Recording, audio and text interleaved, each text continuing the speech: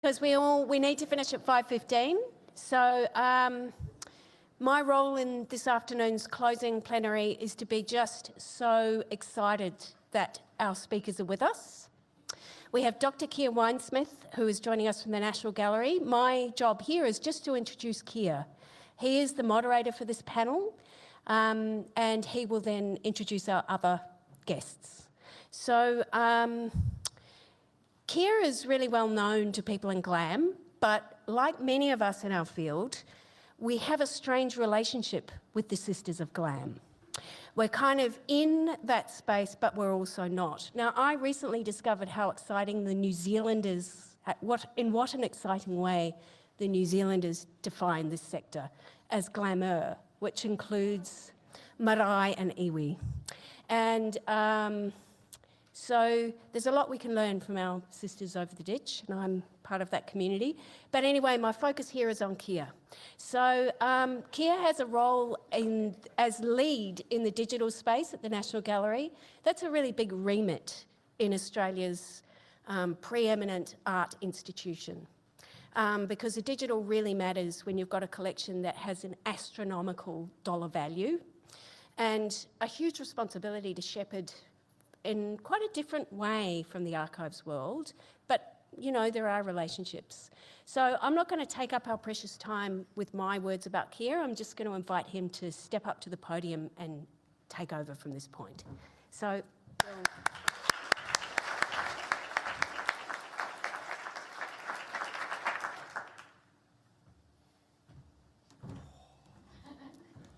the end of the week.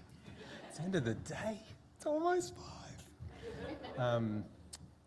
Yiruumyang, Guruburi, and Yuma, everyone.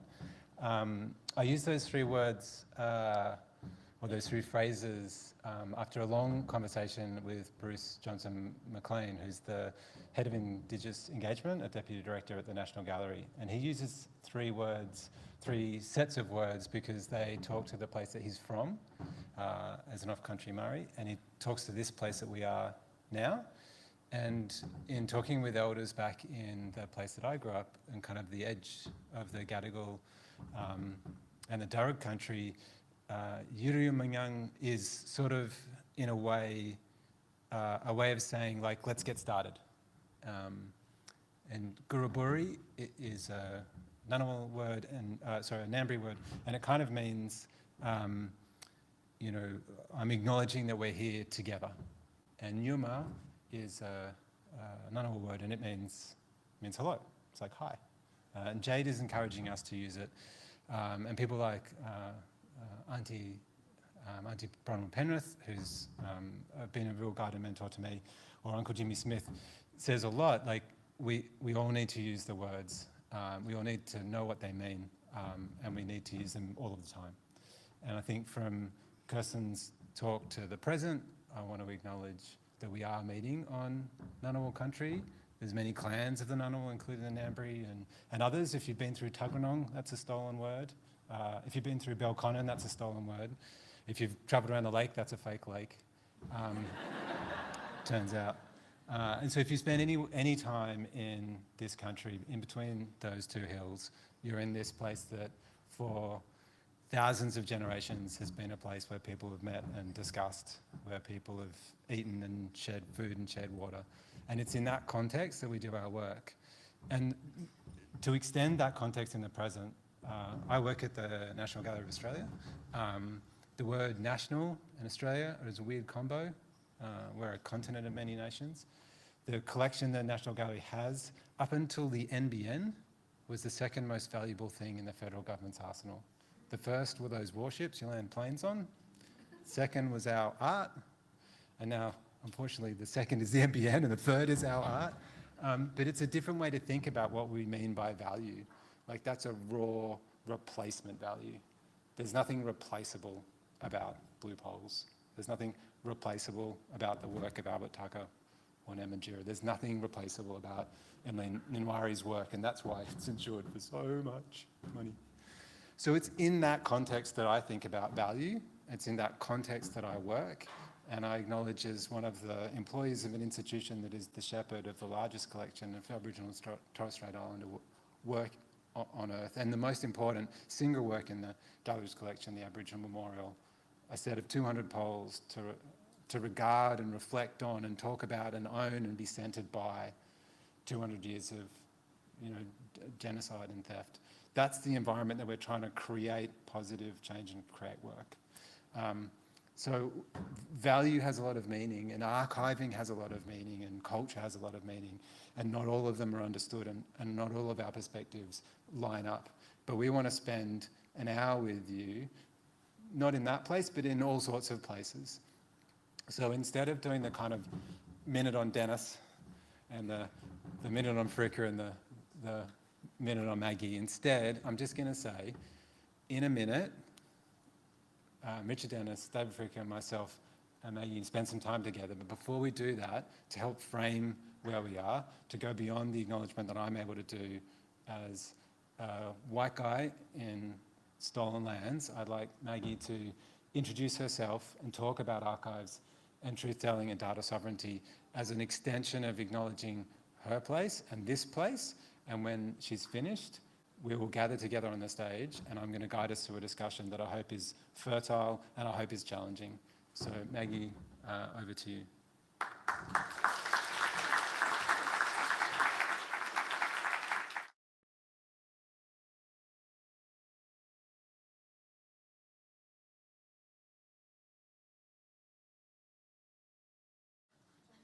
So can you... Okay.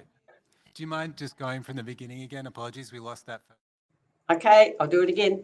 So, Yapalingana, everybody, and Wallaka Kia. I'm sorry I can't be there in person, but as you can see the skyline of Melbourne outside, and I'm here on Yuruk Royal Commission business. I need to start by saying I am a Palawa woman from Lutruwita, Tasmania. I am also not an archivist. I'm not even within a shadow of an archivist. I'm a quantitative sociologist. So I'm going to talk today about data sovereignty and then try and bring it a little bit, the idea of data sovereignty to the idea of the archives. And hopefully we can then have a conversation about how these things all fit together. So I'm going to have a go now. I'm presuming, yes, you can see my slides up there. I'm from that Northeast nation, which is circled up there. And in fact, every living Palawa person is from there, because the only survivors of colonisation were about 9 women who were abducted by sealers and who had children who were not caught up, who were living on islands and who were not caught up in Waibalena. So we're a pretty loud and bolstery lot, but we come from just 9 women. Okay, I might need to move this across. Yeah, here we go. So let's talk about data, Indigenous data. So I'm from the Mayam-Ngari Wingara Indigenous Data Sovereignty Collective, but we work extensively with our sister organisations in the US, in Aotearoa, New Zealand, and in Canada. And we come for these definitive definitions of what things are. So Indigenous data is any knowledge or information in any format that's about Indigenous peoples that impact Indigenous lives at the collective or individual level. And as you can see there, it's about our resources and environment, about us, demography, and also data from us. And that's where the archives come in. And that's mostly what I'll be talking about today. So what is Indigenous data sovereignty? Again, this is a definition that is globally agreed. It is about rights. It's not about advisory groups. It's not about consultations. It's about Indigenous rights, the rights of Indigenous peoples to govern the collection, management, access, interpretation, dissemination, and reuse of data related to them. So you might see a couple of things that might relate to the archives there. And it has some factors. So it relates to all data about us, country, resources, also has significant impact. It reaffirms, it's about our obligations as Indigenous peoples to recognise that data in any format belongs to the collective, belongs to all Aboriginal and Torres Strait Islander people, or all the First Nations from which those data were collected, depends on the nature of it. It's premised on accountability to Indigenous peoples as per UNDRIP, and it's also premised on the demand that data reflect Indigenous peoples' priorities and be used to enhance Indigenous collective well-being. And the people who get to define what those priorities are and what collective well-being means are the people from whom those data relate. So pretty clear cut. It's just remember, it's about rights, it's about Indigenous leadership, and it's about Indigenous ownership. So Uluru Statement from the Heart is also all about data. And if you look just up from the F, I'm very proud to say you'll see my name in there as a signatory. I was lucky enough, very honoured to be part of the Palua contingent that went. It's about truth, it's about voice, and it's about treaty. And archives are actually critical to the realisation of truth, voice, and treaty. Now, these things are very separate, but they're interrelated. But there are benefits and risks to how the archives are deployed and how these things happen. So, Indigenous data governance is what you need, and that is, again, Indigenous leadership. It is not consultancy, and it is not an advisory group. We want to maximise the benefits that knowledge in the archives, the access that is central for personal, family, community and nation rebuilding. Here as a Europe Commissioner, I've heard evidence a number of times of how hard it has been for people to actually get information that relates to them from the archive, things that they really don't know about themselves that is held by the state in the archive, but it is kept from the people that it is actually about. It needs to maximise truth-telling on systemic injustices of colonisation then and now. It needs to be accessible for that. And it needs to be about the creation of shared histories for the nation building of the whole Australian continent. And we need to be minimising risks. We need to protect knowledge. We need to protect it from the extraction and exploitation. And I've got my non-Indigenous researchers there, but that doesn't mean that Indigenous researchers can't also extract and exploit knowledge from our peoples. They can. So I probably should have changed that, but I should have made it researchers. So it is not, just because you're Aboriginal does not mean that you are not also at risk of extracting and exploiting. We need to minimise the risk of the archives and the materials in them being used just to perpetuate the continued deficit narrative about who Aboriginal and Torres Strait Islander people are. And we need to minimise the risk of perpetuating the privilege of non-Indigenous telling of First Peoples truths, access walls, etc. So they're just what I've thought, and you as archivists will think of many more, but I really want you to be thinking in terms of how can you do Indigenous data governance of the archive, and how can you maximise the benefits and minimise the risks for First Peoples. Now, on the next slide I'm going to show you talks a little bit about one of the tools you can use that might help that. So many of you may have come across these already. These are traditional knowledge labels. If you haven't, go and have a look at the local context website. The URL's at the bottom of the screen. But these are a set of labels that have been set up, started mostly used in the US, but by an Australian, Jane Anderson, who's now working with a lot of Indigenous data sovereignty folk, myself included, about how we can use these to actually protect Indigenous knowledge. So they're machine readable, they're community controlled and definition and it's customisable. It is about bringing those Indigenous protocols into the digital management of cultural heritage. It's been used all over the place, and I know IATSIS are using them, and we here at Uruk are also using them. So here's just an example that Jane lets me use from the Library of Congress.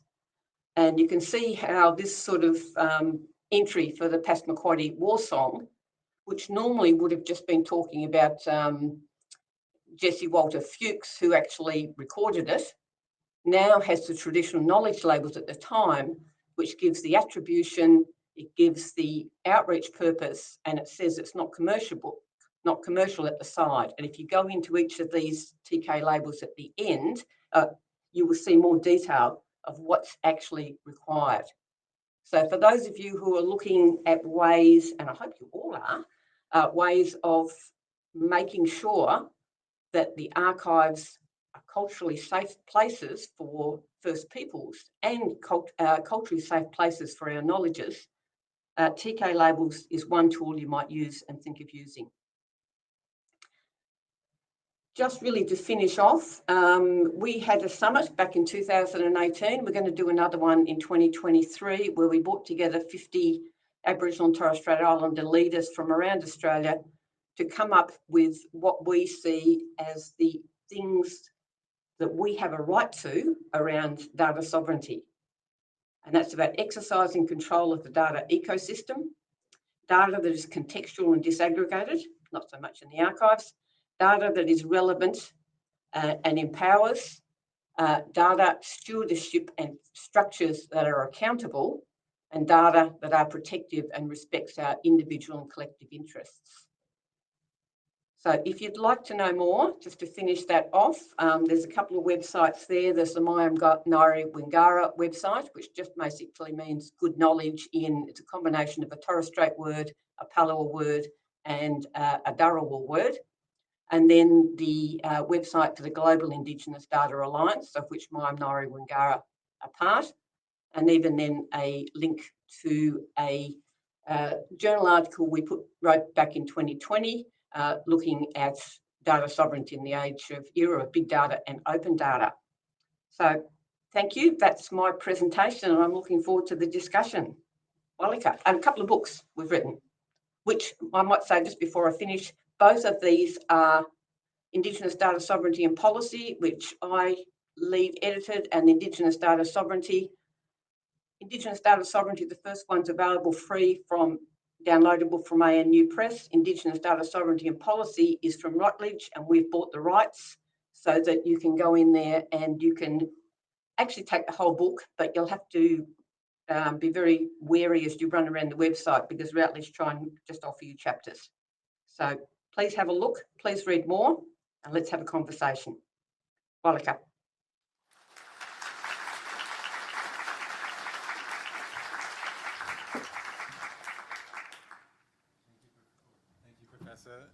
Richard Dennis, David Prick, if you could join me up on the table.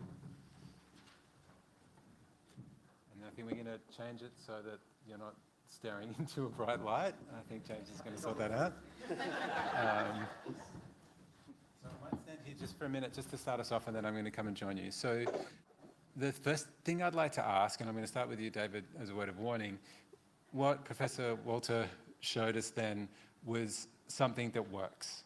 The traditional labels, the TK labels, I've used in my work, and I've been guided to use in, I used to work for a design agency that was Indigenous owned and led, and we used it on the projects that we did. That's something that's new and something that works. I wonder if you could reflect on something over the last sort of 5 years in the data space, if you could, that you can think back and say, you know what, that was good, that worked. That's a thing, that's a strategy, that's a practice, that's something that worked. So Richard, you've got a bit of a head start here. I'm going to ask you the same question next. As a way of introducing yourself, I think almost everyone here knows who you are, but you can do I'll allow you a 1 minute who you are, and then while you're doing that 1 minute, think of something that you've done that works, that the group, just in the same way they can take away TK, can take away. Okay, no, thank you, Keir. And yes, by way of introduction, I was, and this is what I'll be reflecting on in a moment, is my time with the National Archives. So up until the end of last calendar year, I was Director General of the National Archives of Australia. Also, part of this reflection will be the role I just finished in September. So just last month, or is it this month? I don't even know what month we're in now, last month. My role is as President of the International Council on Archives. And one other thing that also reflects very much, Maggie, on the points that you've just been taking us through is I also am currently serving with UNESCO as a member of the International Advisory Committee on the Memory of the World program. And of course, the preservation of at-risk, in particular at-risk Indigenous cultures around the world is very high on the agenda with UNESCO at the moment. So look, one thing that I think has worked, and ASA has been really instrumental in this, that I've been involved in, is the Tandanya Declaration, which was at the, people will remember, in Adelaide in 2019. We had an extra day as part of that program at the Tandanya Centre in Adelaide, and we produced the Adelaide Tandanya Declaration, which really did, I think, enunciate quite a few of the principles that Maggie, you were going through, relevant to data sovereignty in particular. And it was attended by First Nations archivists, many of whom are in this very room at the moment, and so forgive me because you have much more authority than I to talk about some of this subject, but also from Canada, from New Zealand, from the United States. We had members of the Sami community from the Scandinavian region, all of whom were addressing these very issues about what can be done within our profession, what can we be doing to challenge our traditional practices for keeping archives, for describing, etc., and recognising sovereignty, ownership, authority. What can we do to actually properly preserve and respect the Indigenous values and the Indigenous authority and ownership within those records? And that declaration has been picked up by members of the International Council on Archives. In my own experience, when I was with the National Archives of Australia, especially through the head of our section on the matter, Phyllis Williams, who is also very well known to many people in this room, took it forward. And on those tags, Maggie, I do recall discussions with New Zealand at the time, very close to the, and I don't know if they were the same iconography, if I can use that word, if we had actually looked at those, the standard tags that you just showed us then, but they were very similar in concept, and they were just being socialised at that time between New Zealand and ourselves. But very practical. And actually, can I ask you, Kerr, is that the standard that the NGA has adopted that Maggie just showed us? We're on the path. Yeah. Okay. It was my previous employer who adopted them. But yeah, because I mean, it's really important that we do arrive at an international standard, I think, just to really get some traction on this and to make it practicable and we all get trained up on it, etc. So look, the things are happening, and I think that, as I say, that's something that I look back on with some shared pride, I think, and achievement that we can all share in this room. And it's got traction, it's making a difference, it has international traction. Quite recent, and just last month I was in Rome at the ICA International Conference, again, with some other people in this room. And the same lady from the Sami group actually gave another presentation following up on some of the work that's been done. So we have got traction on this. I think we have demonstrated as a professional community that it can be done. I think there's a lot of goodwill about this in the room. But I can tell you, Maggie, and you would have faced this as well, I mean, there are still complexities that we have to work through here, you know, because there's a lot of tradition behind the way that archives have been gathered, the way that they are being collected. The whole data ecosystem has brought with it even more complexities about sovereignty. You know, you create a record about someone, well, what's the authority of that someone in that record? And it's something that spans many of the topics that have been discussed at this conference. You know, if we have a record about somebody, well, then we as the custodians have got responsibilities about that. You know, whatever the computer system was that produced it, or whoever went out there and collected it, or whatever legislation was exercised, you know, the power to collect it, we now carry responsibilities because that record can affect somebody's life. And that's the responsibility I think we've assumed, and that's the awakening that I think we've seen in the last 5 or so years. So I'll pause there. I hope you've had enough thinking time. So much I've forgotten the question. yeah.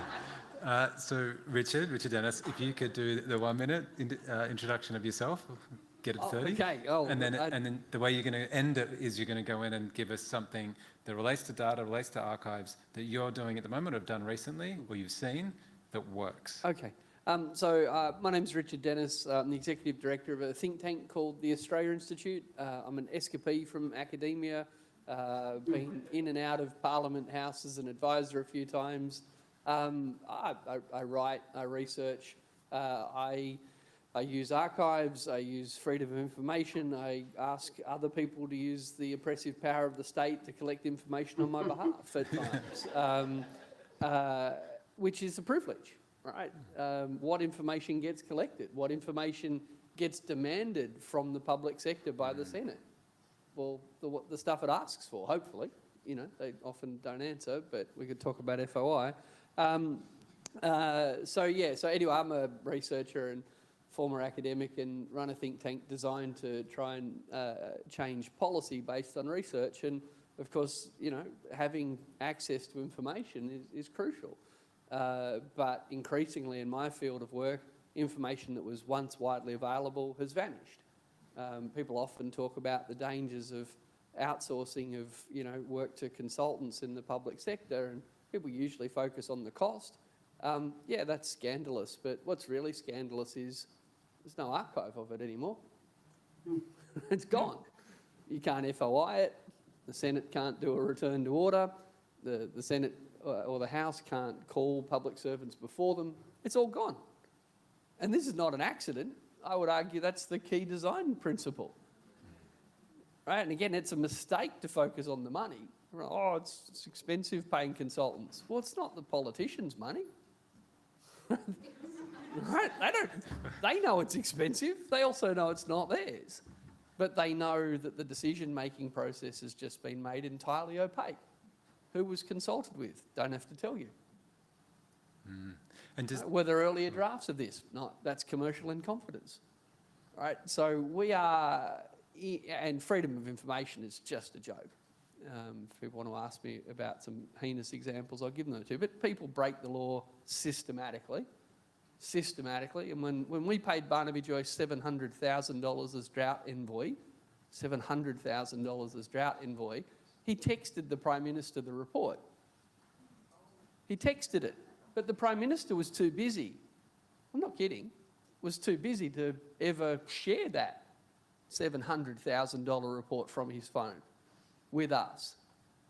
Do you remember the prosecution because they broke the Archives Act? No, neither do I. We are hiding information now. So yeah, you know, don't get me wrong, how we reveal it is really important. How we protect it is really important. But yeah, we're hiding it in ways we haven't. And as a citizen and as a researcher, I think that's scandalous. so without trying to, it's very tempted to make a bunch of Donald Trump jokes, so I won't. It would be fun, we would enjoy it, but it won't keep us on task. In that environment, so the place that we've spent the discussion to this point has been in the kind of governance environment, or the lack of, in Richard's case, the lack of governance environment. And the question that we're trying to elucidate today is joining collections and governance to the mission and remit of the archive.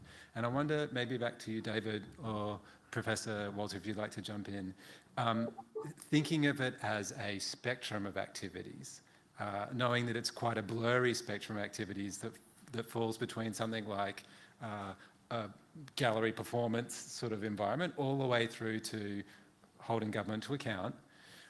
Where are we most successful as a community in that spectrum? How do we blend those, poles into a kind of fuzzy middle that's doing good work? Are there examples you're seeing that are a mixture of the outward facing and the governance and regulatory?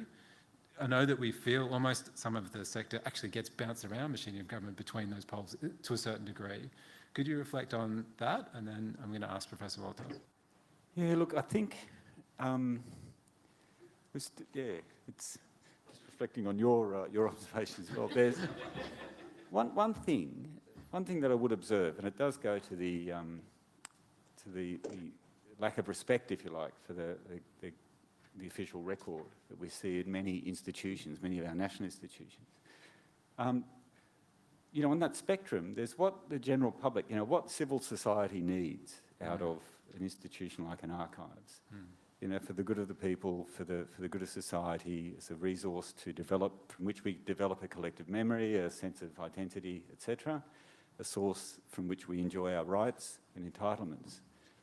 And then if the further up you go through the structures of government, there really is, I don't think, and I think it's still the case today, because it doesn't matter what side of politics we're talking about, there's no one in a position of authority I need to be careful.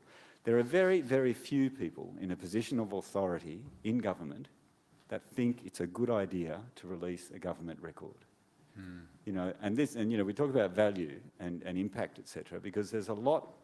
Most people in a position of authority in government think that there are dangers. You know, that the impact of releasing government records could only be bad.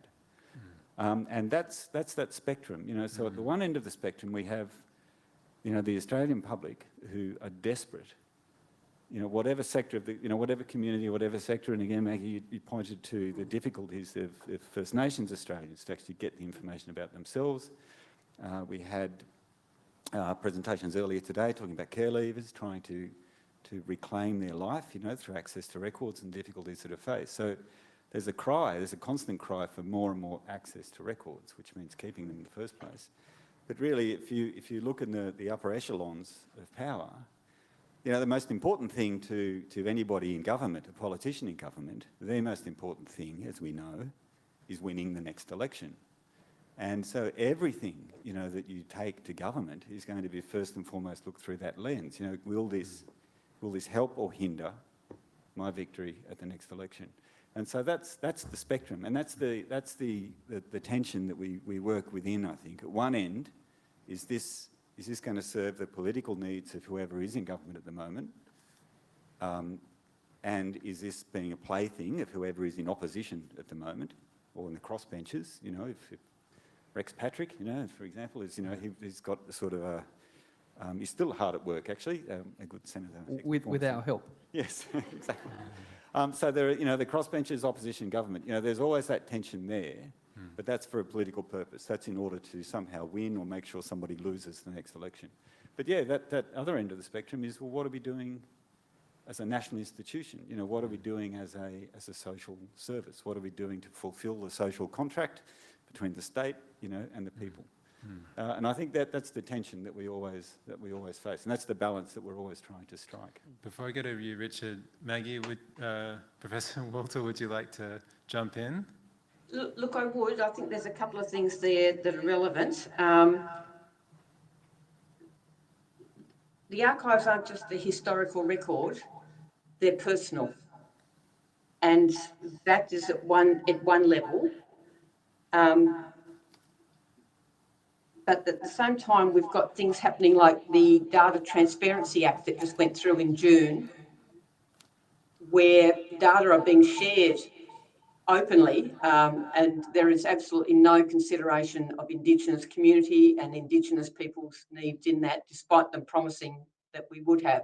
So I guess I'm coming between the two of them and just sort of saying, yes, we've got, at one side, the government is secretive, and any government, and for Indigenous peoples, the amount of money spent on consultants to write reports about us, and these are almost always people who don't know anything about us when they start writing the report.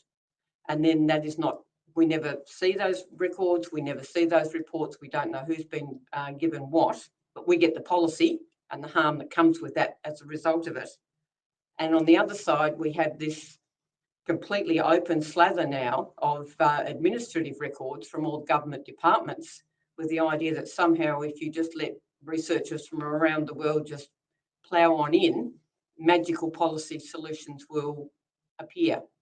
So there is this tension, and I can see it from what you're saying, but yeah, for First Nations people, we cop it at both ends.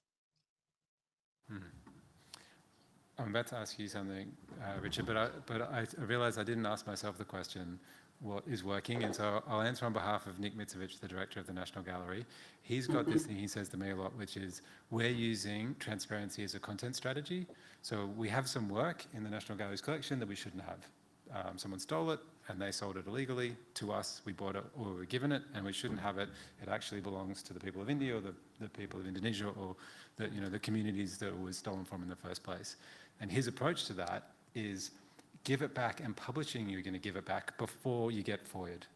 So when a journalist says, aha, I found out that you shouldn't have this, we say, yeah, we published about that 6 months ago on our website. You can read all about why we shouldn't have that and why we're giving it back.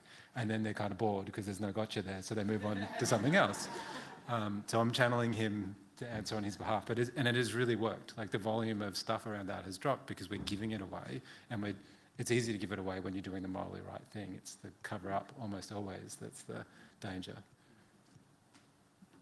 Look, I guess there is a tension, and we shouldn't reveal all information for personal reasons, maybe for national security reasons. In Australia, we lock up cabinet documents for decades.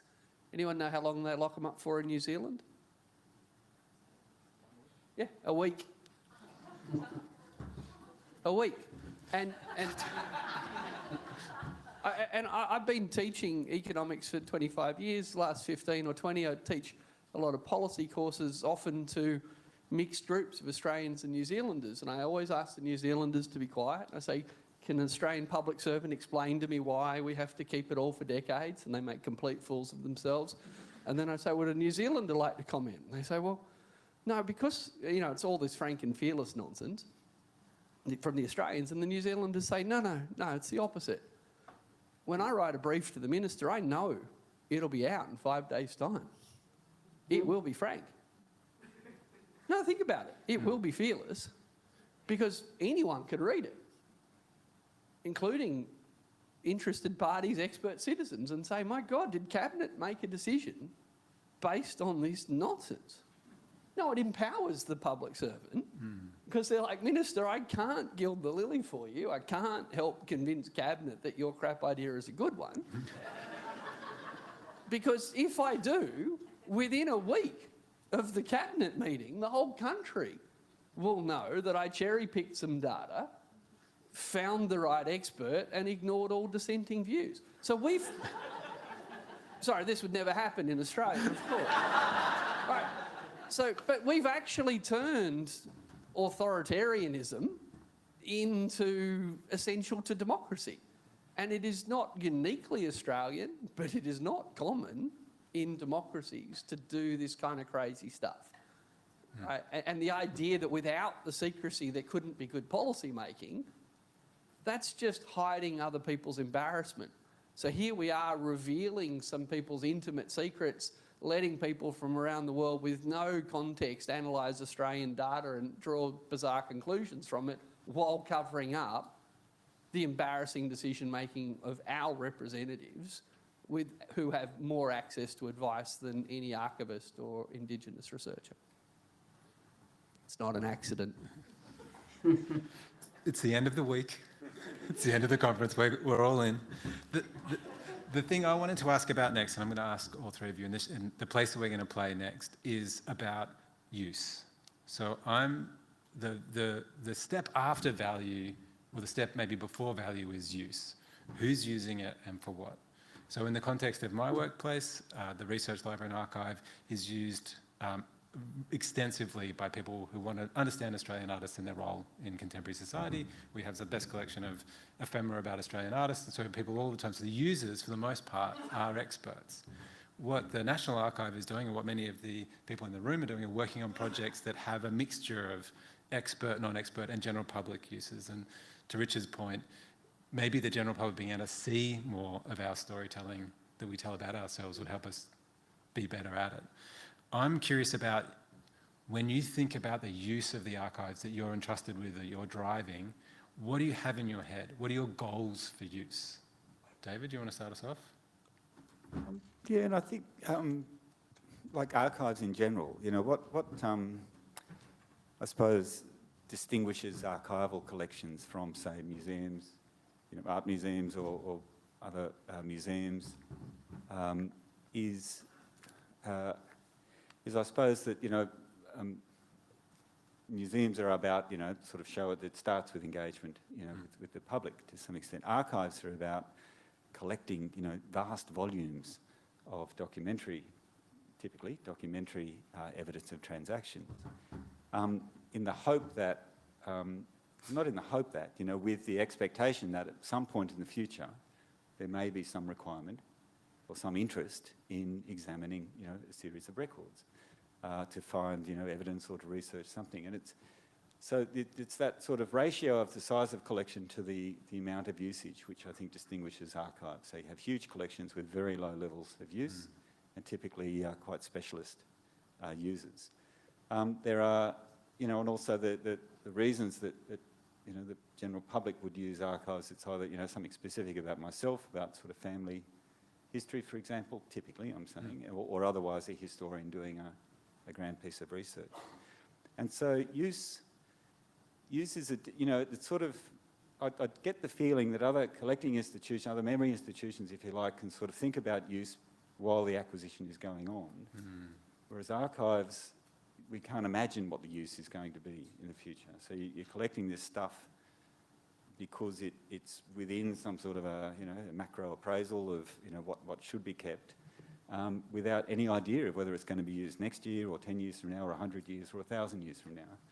And so an archivist, I think, is more about the value of the collection, about the archive, and less of a case study, a use sort of case for who the user is and what they're wanting to see. And it's, you know, it's this idea that we need to keep our stuff perhaps even untouched, unseen for years and years and years before it's used. And this goes back to the theme of today's talk about describing the value of an archive. So that's why I think it's very difficult sometimes to enunciate or to persuasively to explain, especially to government, you know, why this archival collection is worth so much. Because people, you know, will ask you, well, when was the last time anyone looked at that record? You know, when was the last time saw that? You know, to your point earlier, you know, you've got to keep it for 20 years before anyone can look at it anyway. So where's the value in that?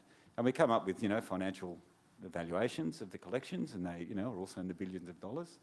But that's if, you know, these things were traded on the, you know, the heritage market or something, which really has got nothing to do with the true value of an archival collection, which is the point you were making earlier. So I think use is an interesting one for us, you know, in the archival trade, because it isn't about clicks, and it isn't about, you know, the people coming in and out of the door and how many people saw our last exhibition or how many people have seen that record. It's about the enduring value that has, or that series has, as evidence of something for some purpose as yet unimagined.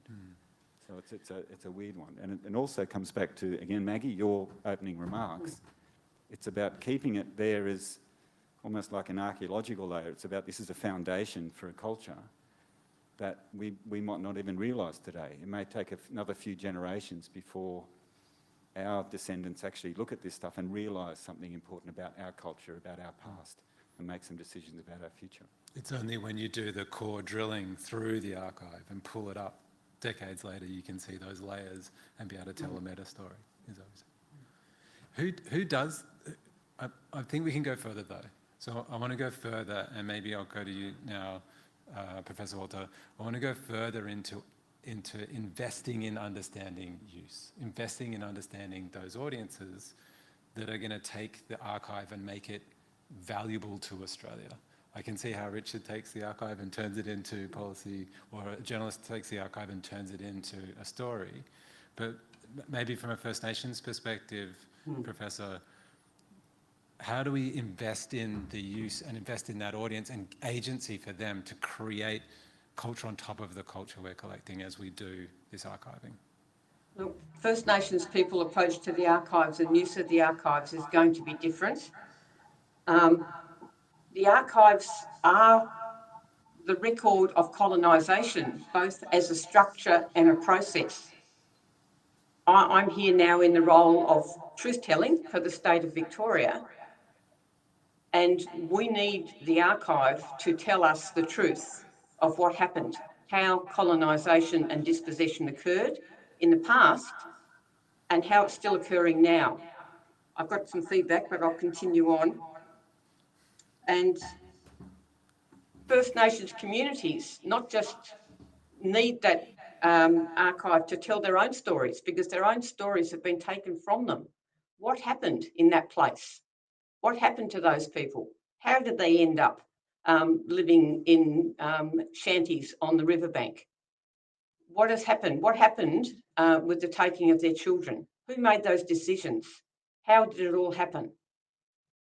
And that is not just a matter of writing a different story. It's about First Nations nation rebuilding, community rebuilding, family rebuilding, and individual rebuilding. And the archive is just critical, and we've got to find ways of facilitating First Nations and First Peoples access to the archives to do just that. Richard, breaking news, actually just came through on my phone. Anthony's been in touch and he'd like the Australia Institute to rewrite the Archives Act, the time to market. It's not usually get breaking news from the podium, so I'm really excited to do this. Really very Canberra right now. So what's next for you and your colleagues now that we've got they thought do one better than the New Zealanders? It's a 4-day turnaround. What does that make possible? What uses are in our near future now that you're going to be able to see today's decisions next week? Oh, look, it would make all sorts of things possible. I mean, as a nation, we're about to spend $250 billion on the stage 3 tax cuts. $250 billion. And where's the evidence that this is a good idea?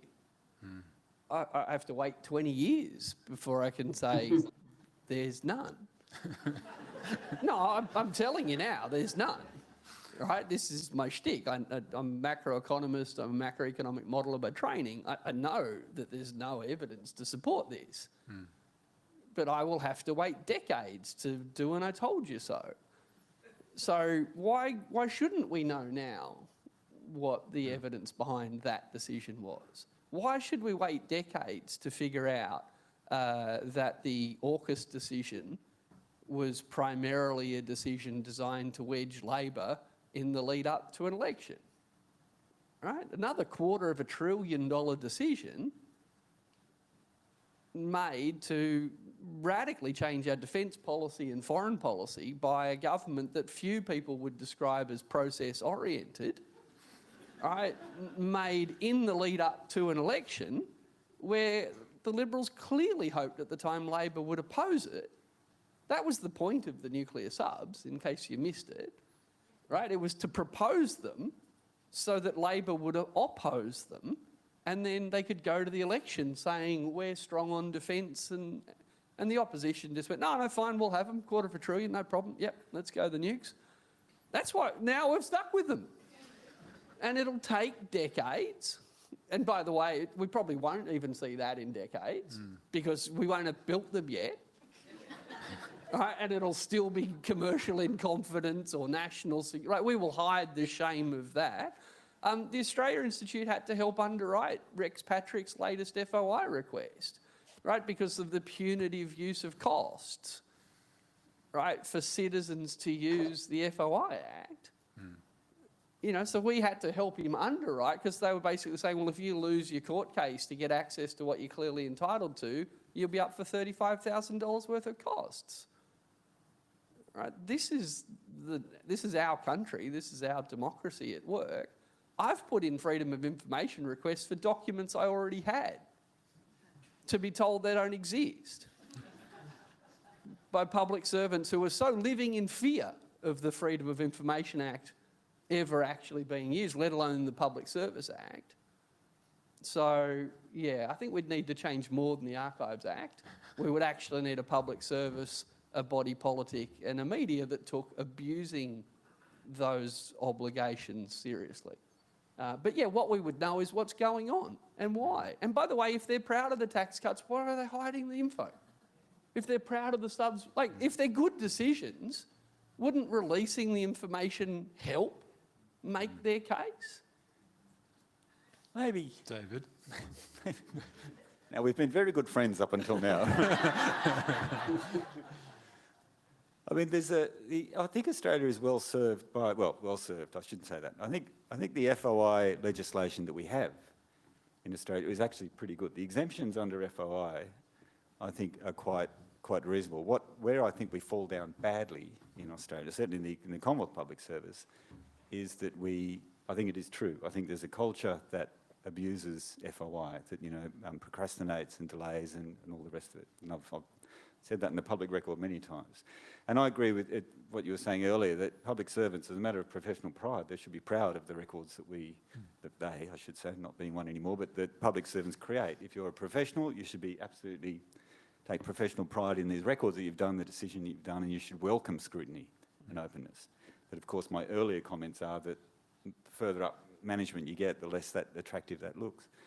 I do think, though, that in certain instruments of government, you know, the advantage, you see, what happens in New Zealand is everyone knows that these records are going to be made public in a few days from now, so they don't put much in. You know, so you get quite a sort of a superficial kind of, you know, this, okay, the topic is this, we had a discussion and, you know, that's the decision. But I don't know how much of the sausage making you're seeing in those records because they are going to be made public so soon. One advantage of having a level of protection around certain central parts of government is that people can be a lot more frank and a lot more fulsome in the records that are kept in the cabinet notebooks, knowing that these are not going to see the light of day for the next 10 years in the ACT and I think 20 years in the Commonwealth, etc. So I do think there is some merit in having some mechanisms of government where people can have a free, open discussion, because Australian politics is such that if people were to see every issue that was discussed in government, we'd never have a decision in Australia, because, you know, the politics of Australia would just be so destructive that none of those decisions would stick. So I'm with you on FOI, and I'm absolutely with you on FOI, and I'm with you on professional conduct being available and seen through records. But I do think sometimes the record is improved, you know, like in our personal lives. If we can just keep secrets with each other for our personal relationships, it makes our relationships much, much stronger. If all of us had to reveal everything we were thinking, everywhere we walked and everyone we met, we wouldn't have a friend in the world. I wouldn't anyway. And it's like that, I think, you know, sometimes. So I think for the good of the record and the good of being able to look back and really analyse what happened, I think a level of protection for a period of time is not such a bad thing. We can argue whether it should be 10 years, 20 years, 30 years or whatever. Well, and just very quickly, other countries do it differently and they're fine.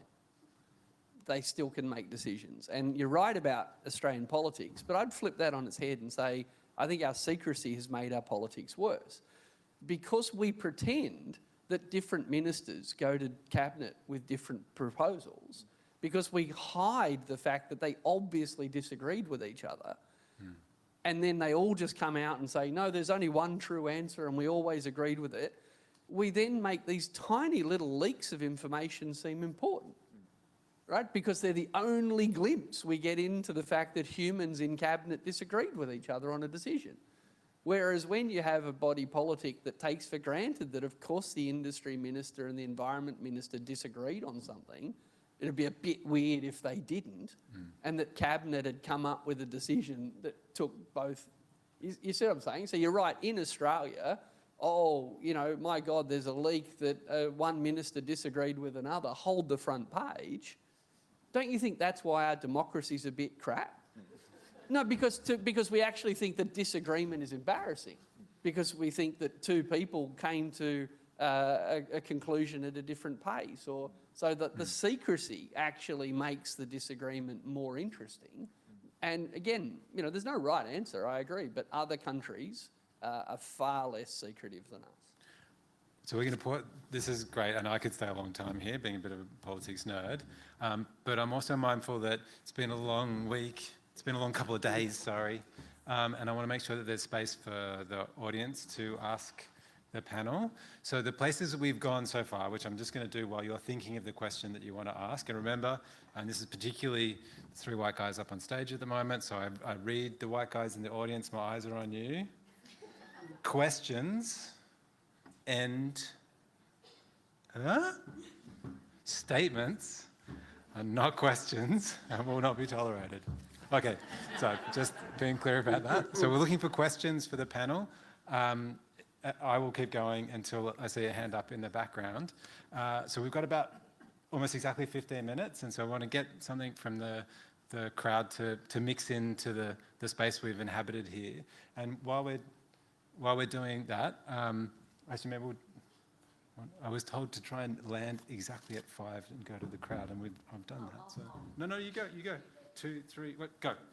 Hello, hi everyone. My name's Julia Mant.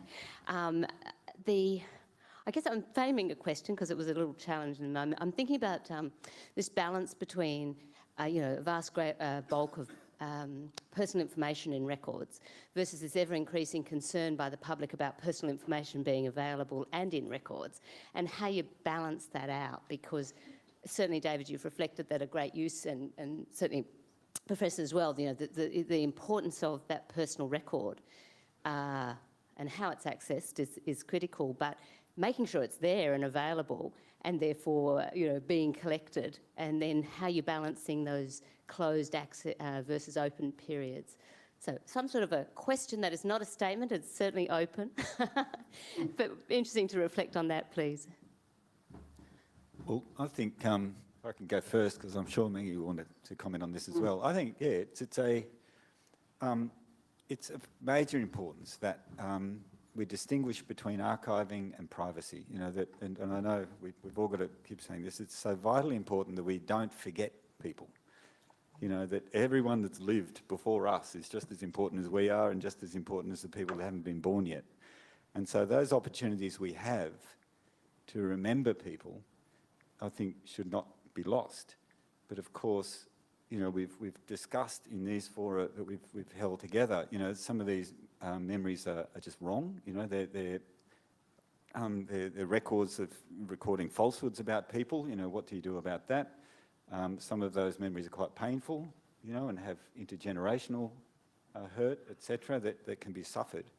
And so I think my answer is that we need to keep the records, but we need to keep the archivists as brokers, you know, of responsible custodians who can make sure that that information is being used for a productive purpose in a way that enriches our culture, in a way that enriches our societies, not in a way that does us any harm. But I think all of us would agree that the more you forget, you know, the dumber you become. And I don't know, it goes back to your opening remarks as well, Maggie, about, you know, the importance now, only now, well, like, you know, I'm thinking several decades, but more or less in the present, we're now fully appreciating the true value of the records that do record the lives of First Nations Australians in the past that might have been thrown away. Had we done a big, you know, clean-up of records 50 years ago, the value would have been overlooked of these records. And so it's quite important, I think, to keep the voices, the identities of the past. Look, and some of those records are records about crimes, and they need to be revealed. But at the same time, I take your point about privacy, and we need to remember also that it's not just individual privacy, there's collective privacy as well, and that we have to be very careful that we don't just focus on the individual and forget collective privacy and the right to that.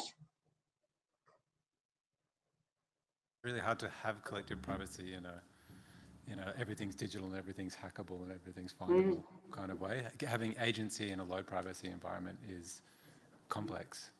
We've got a question at the back, but just before, and then one up here next, and just before we do that, I wanted what you were saying before actually about the professionalism of individuals in public service and the lack of availability of those ideas.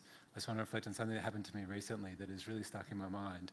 I was an artist in residence at the State Library of Queensland last year, or the year before last, and I was doing a project on the history of Brisbane through mapping in their collection, so taking the collection of the State Library of Queensland, all the maps they've ever had of Brisbane, and using them to generate a kind of a machine that dreamed maps of Brisbane. So it was all about the history of Brisbane and what possible Brisbanes there could be based on all of the collections they had related to Brisbane. And I went to meet the state government's architect to say, oh, I'm thinking of this project, and, you know, can you guide me anything that I should be reading? And I'm thinking, like, here is where the best bit of the project is. And he's like, oh, and he laughed. And he got this beautiful, like, bound, gorgeous document out. It was like maybe 100 pages thick. And he flipped to the middle page and he turned it around, and it was basically the realization of the project that I just started. And I was like, so this is not a new thought, what I was trying to do. You've already done this. This is great. Well, I'll just tell the library. They don't need an artist in residence. He's like, no one's seen this because the minister didn't like the direction we were going. And so we've got 5 copies, but they're all physically here and no one can see it. I'm like, you have a blueprint for the future of Brisbane, 100 pages, well defended, gorgeously printed. And no one's letting us see it. Is that right? Did I just hear that right? And he's like, yeah. Like, unless someone requested it to be added to the library, we can't even share it. So I went back to the head librarian and I was like, I wonder if you could request. And she said, what? Do you know, Keir, actually there's an election in 6 weeks and I've got a lot on, but in 8 weeks I'll request it. And now it's in the State Library of Queensland's library and anyone can use it. But these are these moments, right, where it is actually incredibly rigorous professional work that is information the audience, which is the people of Brisbane, deserve to see. And because of politics, it's hidden. And people are redoing the work. I was redoing the work that they had already done, but couldn't share for these idiotic reasons. So when you were saying that, it's like, oh, fuck. So question at the back. Yes, we have a question from one of our online attendees. In the current job market, people move much more freely between public and private sector. It seems as though there are fewer career public servants these days. Do you think that this is resulting in public servants being less afraid of the FOI Act and are less inclined to avoid putting information in writing if they haven't been stung by an FOI before? Look, I think, yes, I do. I think it's a cultural difference. I think public sector work has got different obligations, frankly, about record keeping, because you are operating on the public coin. That, you know, the work you're doing is, you know, with the power of the elected government, and therefore you need to keep better records. Is my feeling. Whereas if you work, no offence to anybody, everyone loves buying shoes, but if you work in a shoe shop, you know, maybe the obligation on you to keep records about, you know, how many, you know, Pradas or whatever it is you sold that day. Is Prada a shoe? I don't even know. I'm so far out of my comfort zone now. I should never have picked shoes. Anyway. Just seeing what shoes you're wearing. If they're not skate shoes, I help. So I worry about people coming in to public sector jobs not being given the right training and, you know, being inculcated with the right values, information culture to work for a public sector organisation and to keep the sorts of, to put that information in. You know, as I said earlier about professional pride, okay, you are a professional public servant. That means not only do you have to smile and be courteous and deliver a good public service, you owe it to the future to create a good record. And I think that's where the mobility in and out of public sector, I think that's where the standards of records. Honestly, I don't think FOI, I don't think sort of the values between FOI are that much different whether you're working in a bank, you know, in the commercial sector or in government. I think there's just a general fear of FOI across Australians in all sectors of the community. I entirely blame the leadership. If people haven't been trained, why not? Right? Someone made a decision to not train new public servants coming in. Someone made a decision to not emphasise to new recruits that might not have been graduates. Someone made a decision to not say, here are your obligations, here are the citizens' rights. And as someone who, as I said, who regularly FOIs documents I'm already in possession of, I once had a 6-month fight with a department over a document I already had, and when they finally won, they beat me. There was no such document. I just put in an FOI request for all documents relating to my original FOI request. I got 4 ring binders of emails and correspondence between a secretary, a deputy secretary, an FOI officer, internal legal people on how to not give me a document I already had. No, but this culture comes from the top. Let's be crystal clear. Let's not blame young public servants. Let's not blame mid-level public servants. If they haven't been trained, that reflects badly on those above, or if they think their job is to circumvent the law, unafraid of the Public Sector Act. So I agree, the FOI law is fine. It's the Public Service Act they're not afraid of. When they break the FOI law, they're not worried. It all comes from the top. Yeah, we're about to go to you, but you're absolutely right. Once you're in an environment where your leader is saying, here are the expectations, so this is what we're going to do, and this is what we always do, then that's what people do. Absolutely. But could I, very quickly, and I promise I'll... Yeah, You yeah. know, at the beginning I said the one thing they care most about is will this help or hinder the next election? It was very interesting how integrity has really shaped the current parliament, I think, and the current shape of government. I think now is a good time for us, because I do think integrity has ascended very high up the ratings of what Australians think is important. And it was very interesting in those sort of surveys that were done leading up to the election. And if you just see the number of teal seats in the parliament, I think it is largely because integrity is being such a big issue, and the major parties were being deserted because, you know, the crossbench was offering more of a commitment to integrity. And so maybe there's some... Maybe the integrity car had to be driven off the integrity cliff into the integrity rocks below before that happened, but yes. And just very quickly, but to return to a theme, we will likely get a federal corruption watchdog this year. 10 years ago, there was bipartisan consensus. No such watchdog was required. We'll likely get bipartisan support for the watchdog, which is great. And there's bipartisan consensus that there should not be public hearings. What a pattern. I'm interested in the comments that each of you have, starting with you, Professor, about the right to be forgotten in records. Oh, gee, that's a interesting. Yeah, I do agree with the right to be forgotten, but I also think that it depends on what it is, you know, to be forgotten. And you know, none of us live our lives without impacting on others, on impacting on our environment and our social world. So yes. No, you know, when I drop off, I do not want I would like my Facebook page to be closed down and anything else there. But at the same time, I would not like to see people to be able to delete everything about themselves when they die, given that they had a big impact on other people's lives while they were alive.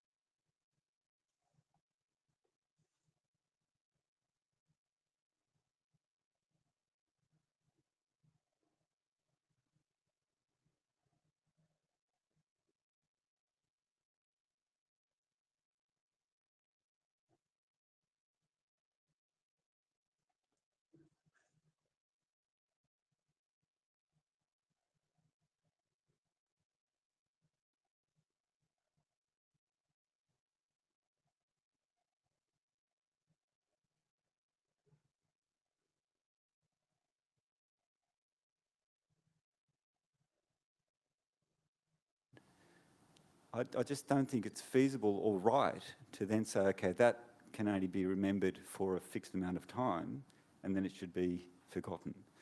I think privacy, I think the right to be forgotten is too often conflated with privacy. I think people have the right to privacy, but governments especially have an obligation to remember. And that's how I always phrase it. So I'm a bit worried about the right to be forgotten movement. I'm all about privacy, you know, personal privacy. The way that information about me is kept and used should be responsible and lawful, and I should have some say in that. But I don't think it's up to me to say that, you know, for example, the Australian government should now erase all memory of me, or anything that's been published about me in the Canberra Times should be somehow removed. You know, go to the National Library and remove all of those copies of the Canberra Times and all of the other libraries around the world that have got it and digitise it. Get that out of all the books that might have, you know, already produced that fact. So I you know, that's my misgivings. I think it's a European flight of fancy that's gone too far, frankly. I haven't really thought hard about this at all, but I tend to agree. I think that from a pragmatic point of view, if there are records joining us and I want to be forgotten, you know, what does that mean for other people's histories? But I actually, you know, I think there's something sitting behind the concern, but I guess my instinct would be to strengthen rights to privacy. That is, what information and how it might be released and when. I wouldn't create a new right. I perhaps would focus more on improving the rights that are already there. So that brings us exactly to where we wanted to land. Thank you, everyone. Could you please thank Professor Maggie Walter,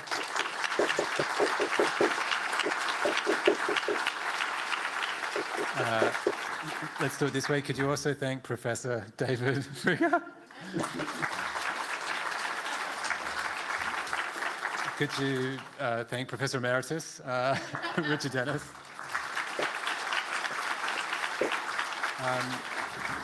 So we have little presents for everyone, which is an archivist dream, somewhere to put things, and sustenance to get yourself there.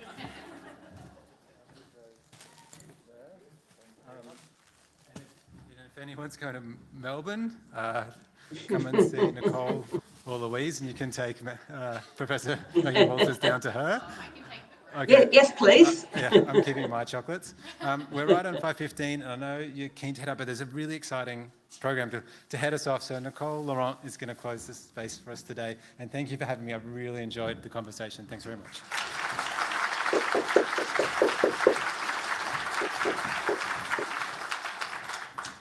All right, thank you everyone. And I'm sorry to disrupt the great discussion that was happening, but we must have a very brief closing ceremony because it's important that we recognise all the work that's gone into making this conference possible and all the people that have contributed to the conference. So it's a lot of thank yous. I hope you're ready for a lot of clapping and also the launch of our 2023 conference too. I would like to begin by acknowledging that for those of us physically here, we have spent the week on Ngunnawal country for this Here We Are conference. I want to thank Auntie Jude Barlow for her generous welcome to country, and that's all right. And also for the beautiful smoking ceremony we had to start the week. It really set a wonderful tone for the rest of this conference. And I would like to thank IATSIS for their support of those conference activities. So thank you very much. To our incredible keynotes, starting with Dr. Kirsten Thorpe, Simon Frood, Rose Barracliff, Dr. Megan Evans, Dr. Richard Dennis, David Fricke, and Professor Maggie Walters. Thank you for sharing your work, for challenging us to be uncomfortable, to learn from both inside and outside of the sector, and to take action. Thank you also to all our amazing speakers and the moderators. All of your voices are what makes it a great conference and leaves us with ideas and enthusiasm to enact change. Of course, thank you to the delegates, whether you're here in person or online. We've appreciated your discussion, your questions, your conversation, and I hope you've all enjoyed it as much as I have. Of course, none of this would be possible without a lot of support. I'd like to thank our incredible sponsors, the National Archives of Australia as our gold sponsor, and to Fujifilm, Datacom IT, and Damn Smart as our bronze sponsors for helping us have this conference. Thank you to Hotel Realm, to the Event AV Services, who are our AV provider, and to Events Air, the hybrid platform, and to the ASA staff with James, Chris, and Anka. You have all been amazing at helping us provide this hybrid conference for the first time ever. I think it's been a significant learning curve, so thank you.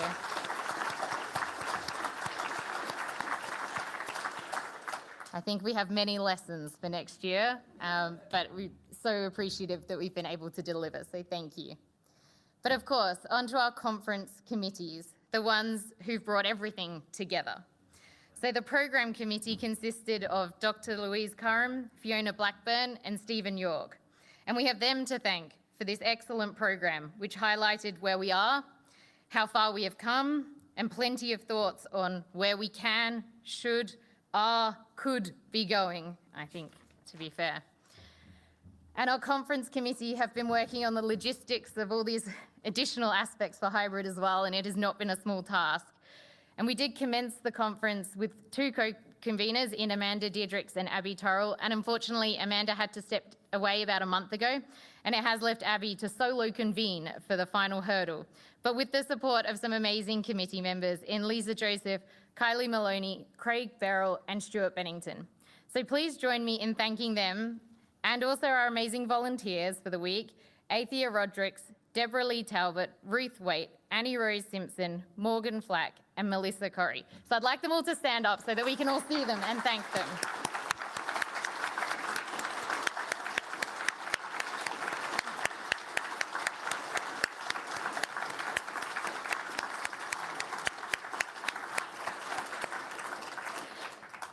Thank you for that. I think it's very important that we all see the people behind the work. And now I'd like to invite Abby up to say a few words.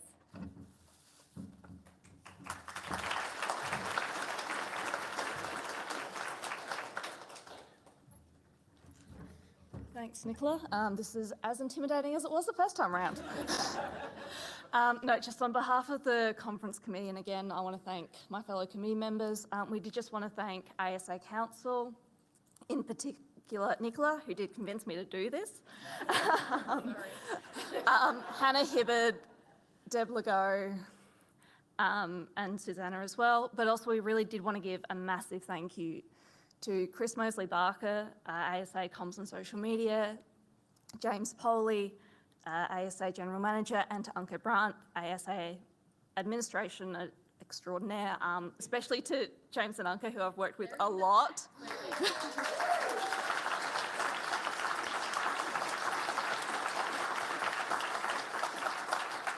As I've said to a few people, this is actually my first ASA conference, and they made the planning of this all the better, so thank you so much.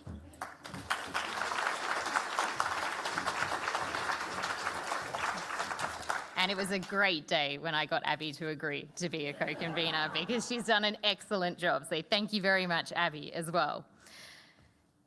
So we've had a wonderful time. I think this week everyone's been saying they've had a great experience, so I hope that's true. Here we are. But it is now my pleasure to introduce the 2023 convener, Marion Jenkinson, and the program chair, Dr. Joanne Evans, for the 2023 conference launch.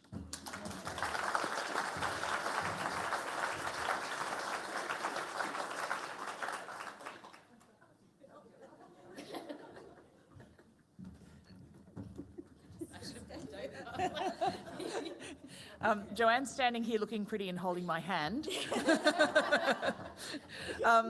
Yes, that was quite an act to follow this afternoon, wasn't it? Wow. Thank you very much. Yes, my name is Marion Jenkinson. I am convener for next year's conference. God help me. And the other person on we have a large number of our committee here with us today, and a number of them still at home that have tuned in online as well. Catherine Hall is our secretary and has been taking copious amounts of minutes and making sure that everything's in the right spot and T's are crossed and I's are dotted. So it's a really exciting time. We're looking forward to working together. And we've got a really, really good team of people from a whole range of archival backgrounds, which for me is very, very exciting. I'm from the school SIG, and a number of us on the committee are from schools, but also we've got government, we've got NAA, we've got Prov, we've got university, we've got a whole range of people from a wide variety of archiving backgrounds. So for me, that's very, very exciting. I swore I wasn't going to talk very long, so I won't. Oh, gosh. Oh. As we have members from across almost all of the SIGs, instructions were given out earlier this year on what and how to film so that we could create this launch video. We wanted it to look not necessarily super slick professional, and you'll be happy to know we didn't disappoint. One of our filmers here. And the films were then submitted, and we employed a Swinburne film and TV student to edit the film together for us. We had a couple of times backwards and forwards, yes, do this, gave him notes, and he was terrific, so thank you to Ryan for that. We have a character in our film. I came up with this. I come from a performing arts background. I'm a performing arts teacher, and I did the storyboard for this launch video and decided that we would have a character who will take you on a brief stroll around Melbourne City, ending at our venue for 2023. I have unofficially named our character Eowyn. And because you're all archivists out there, you will fully understand why I have called our character Eowyn when you see what it is. So please enjoy Aowen's Adventures Around Melbourne.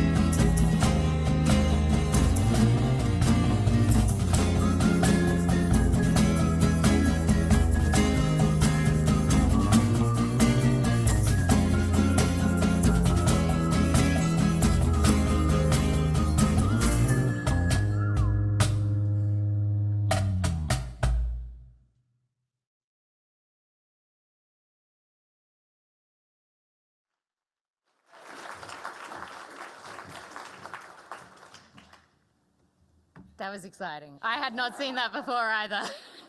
I'm like, I want to go on that journey. I hope everyone else does, and you'll be coming. We certainly look forward to seeing as many of you as possible in Melbourne next year if you choose to come in person, or there will again be the hybrid offering if your preference is to join us online. With this, I have 2 minutes to finish us out on time for the week. So I hope everyone enjoys the workshops that are happening tomorrow. Remember, you have until midnight tonight to register for the hybrid Documenting Australian Society Symposium on Honouring Stories of Struggle, Reassessing Australian Records of Disadvantage. And for those of you attending the ACT Territories Records Office Chief Minister's Governance Lecture at 6 p.m. tonight, I will see you there. So this is why we have to end on time. So on that note, I'm going to close this Here We Are Now conference. Thank you everyone for an incredible few days of discussion, and I hope you have safe trips home. Thank you so much.